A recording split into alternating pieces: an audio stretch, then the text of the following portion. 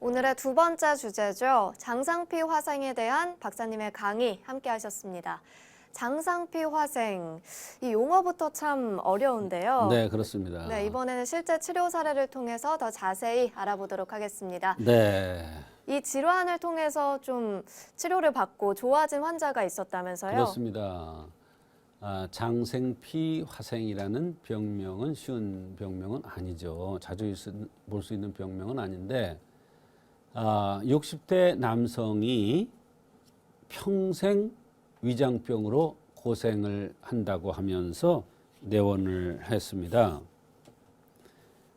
음식을 먹으면 속이 꽉 찬 듯 불편해서 평생 고생을 하고 있는데 하도 몸이 안 좋아서 가서 검사를 해보니까 장생피 화생이다.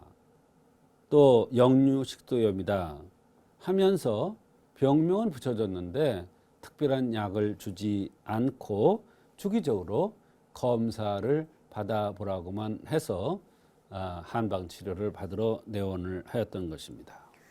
네, 박사님께서는 이분을 어떻게 치료를 해주셨나요? 네, 현대의학적으로 장생피 화생이라는 병명을 얻었지만 그것은 한의학적으로 병을 치료할 때는 참고만 합니다. 이 병명을 의식하면서 한방 치료를 하면은 잘 낫지 않을 것입니다. 한의학만의 고유의 진료에 의해서 치료를 해야 되는데요. 우선 남성이 소화가 안 되는 것은 큰 병입니다. 남성들이 소화가 안 되는 것은 중병인데요. 첫째는 남성들이 소화가 안 되는 그 첫째 원인은 근본이 허약해져서 근본의 화력이 약해져서 오는 경우가 많습니다. 이 근본이 약해져서 오는 것이기 때문에 근본을 든든하게 하는 치료를 해야 남성들이 소화 장애가 치료됩니다. 일반적으로 소화가 안 되니까 소화제를 먹고 이렇게 할 텐데 위장을 자꾸 뒤져보고 이렇게 할 텐데 한의학에서는 남성이 소화가 안 될 때는 소화제를 쓰는 것이 아니라 위장약을 쓰는 것이 아니라 근본을 든든하게 하는 약을 써줍니다. 남자의 근본이 약할 때는 명문화세라고 해서 그 얼굴이 크면서 두상이 크면서 몸집이 크고 팔다리가 짧은 사람이 명문화세가 잘 나타나는데 명문화라는 것은 남자의 근본의 화력이 약한 겁니다. 그렇게 되면 음낭 밑이 축축하면서 소변도 작고 허리도 아프고 피로를 자주 느끼면서 소화가 안 되고 위시비장 궤양으로 고생하는 경우가 많습니다. 이럴 경우에는 식욕도 떨어지는 게 특징입니다. 또 신기부족이라고 해서 남자의 신장 기운이 부족해서 오는 경우가 있는데 이것은 뼈꼬리 위주로 생긴 사람한테 나타납니다.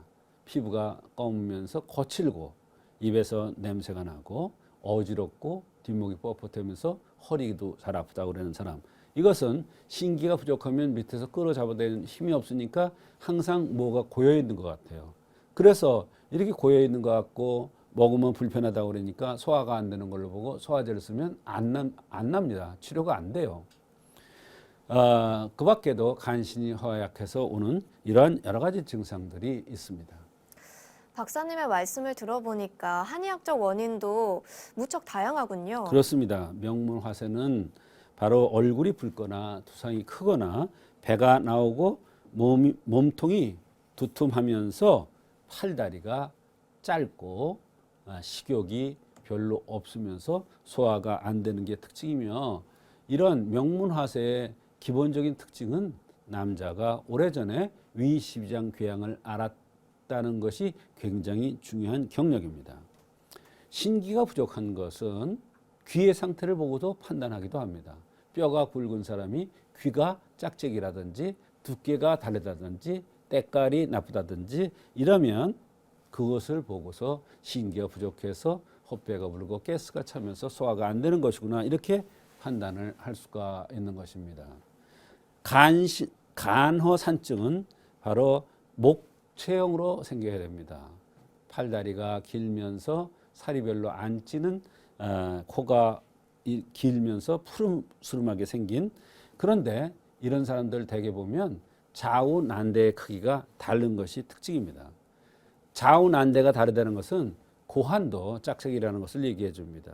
그것은 바로 근본이 허약한 것이기 때문에 소화가 안 되는 것이고, 소화가 안 되면서 허리로 옆구리로 아랫배가 불편할 수가 있는 것입니다. 그래서 이와 같이 여러 가지 다양한 관점에서 남성들은 치료를 해줘야 남자의 어려운 위장병, 고질적인 위장병이 치료될 수가 있는 것입니다. 그렇다면 이 환자분은 어떤 관점에서 치료를 해주셨나요? 네, 이 환자는 진료를 하면서 가마잡잡하고 이렇게 생겼기 때문에 귀를 살펴봤습니다. 그 귀를 보니까 좌우 귀가 두께가 다른 거예요. 그래서 환자한테 얘기를 했더니 환자도 60평생 살면서 자기가 귀가 그런 거를 모르더라고요. 이것 때문에 평생 소화장애로 고생을 했습니다. 그랬더니 믿을 수 없다는 표정입니다.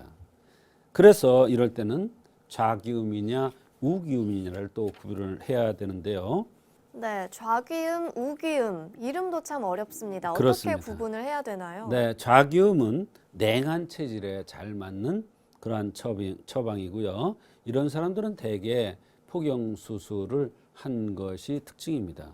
우기음은 그렇지 않은 경우 자연 포경이죠. 포경 수술할 필요가 없는 사람들한테 대개 우기음을 씁니다. 네, 이 환자분의 또 다른 불편함 알아보도록 할 텐데요. 네, 소화가 안 되는 게 오래됐고 약간 쓰릴 때도 있고, 주로 나타나는 증상은 더부룩하고 거북하다, 화장실을 하루에 2-3번 봐야 편안하다, 변이 매일 가늘다, 양쪽 어깨가 시리고 겨울에 발이 시리다, 이런 여러 가지 증상들이 있었는데 가서 검사를 하니까 장생피 화생 또는 역류성 식도염이라고 하면서 약을 주지 않더랍니다. 그 밖에도 말하면 목소리가 잘 변하고 허리 어깨 뒷목이 뻐근만 하면서 무릎도 안 좋은 증상도 있었으면서 불안 초조하고 겁이 많고 힘들면 입에서 냄새가 나는 구취가 심한 증상도 있었습니다. 네, 이렇게 다양한 증상들이 있었는데요. 박사님께서 어떻게 치료를 해주셨을까요? 네, 이분은 좌우 귀가 다르기 때문에 우기음이냐 좌기음이냐를 판단해서 써야 되는데, 이 사람은 장생피 화생이라는 커다란 병명을 얻고 왔지만 그게 중요한 것이 아니라 체질이 어떻고 어떤 흠에 의해서 병이 와서 소화가 안 되는가를 찾는 것이 가장 중요합니다. 그래서 좌기음이냐 우기음이냐를 판단해야 되는데, 이분은 냉한 체질이기 때문에 좌기음을 투여했습니다. 어깨가 시리다든지 뭐 이런 여러 가지 증상이 있기 때문에 냉한 체질을 본 것이죠. 네, 치료 결과도 궁금합니다. 네, 좌기음을 복용을 한제를 하고 왔는데 소화가 조금 되면서 얼굴 화색이 좋아졌다고 인사를 받는다는 겁니다. 화장실도 훨씬 덜 가면서 시린 것도, 어깨 시린 현상도 사라졌고, 그러나 아직 발 시린 거는 그대로래요. 발 시린 것은 가장 깊은 곳에 있는 병이기 때문에 천천히 효과가 납니다. 그래서 다시 좌기음을 투여를 하고 총 2제를 투여 후 40일 정도 좌기음을 투여 후에 소화도 잘 되면서 화장실도 훨씬 덜 가고 불안 초조한 것도 좋아졌으면서 어깨 시린 거, 발 시린 것도 좋아졌다고 하면서 요즘은 얼굴이 좋아졌다고 인사받는 게 아주 너무나 기분이 좋다고 하면서 내원을 했습니다.